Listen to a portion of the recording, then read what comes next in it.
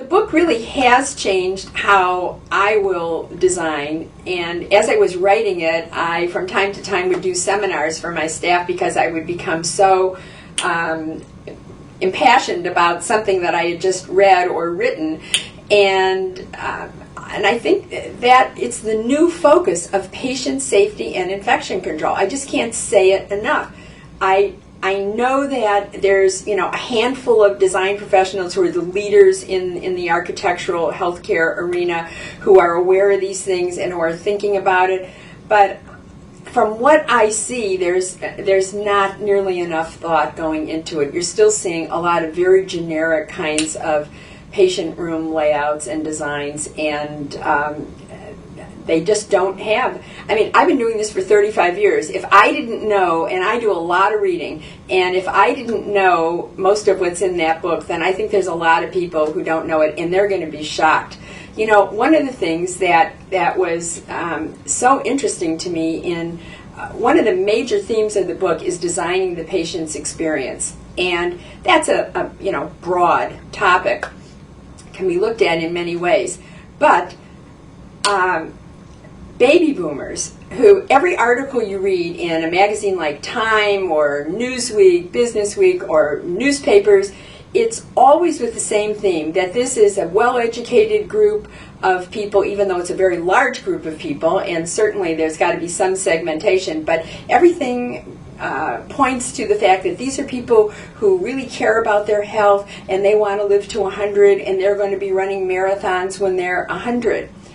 Well, I made a statement when I was writing it that there, as with any age group, and such a large one at that there's probably an equal number of people who really don't care much about managing their health and are not as described. And one of my peer reviewers, who's a professor, an illustrious professor at a university, said, "You can't make a statement like that unless you go and get the data. This is a book on research. Go and get the data." Well, to my amazement, there were some major studies done by the government on this, and exactly what I said, an equal number of baby boomers, the youngest group, as a matter of fact, have a lot of problems, self-reported problems with ambulation, with rising from a chair, walking upstairs. So are those people going to be, are they paying attention to their health? Are they going to be running marathons at 100? I don't think so. And the older group have a lot of problems there are a lot of suicides and problems with drugs and alcohol. And that's what the research shows. Why you never read that in any of these magazine articles, I don't know. So now, if you read the book, that's in the book. And I have gone up after conferences sometimes when someone's been talking to a conference, group of attendees about the baby boomers, and they never mention that. And then I ask them about it, and they say, well, you are right. That research is all there, but people don't want to hear that.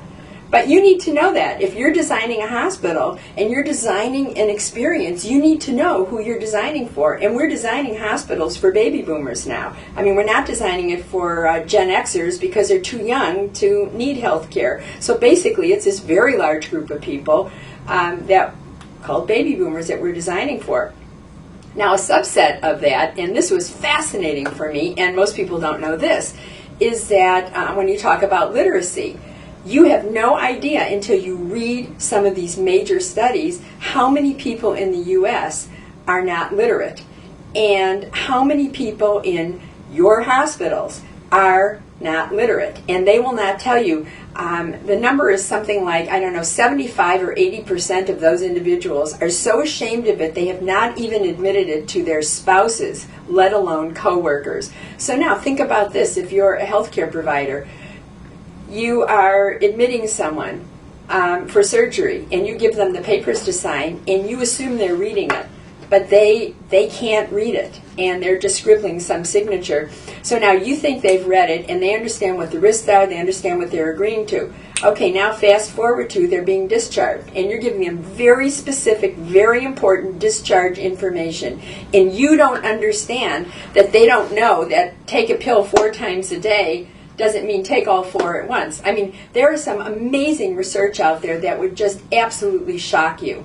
And so I started down that path, and I said, this is fascinating. If you're a design professional and you're designing wayfinding, you need to know that a lot of people using most hospitals are not literate. So hospital brochures are written at a 10th grade level. Those people cannot read any of that, yet they have adapted. Sometimes they're very bright people, but maybe they've had dyslexia or some sort of learning disability, and that's why they never learned to read, and it just went undiagnosed.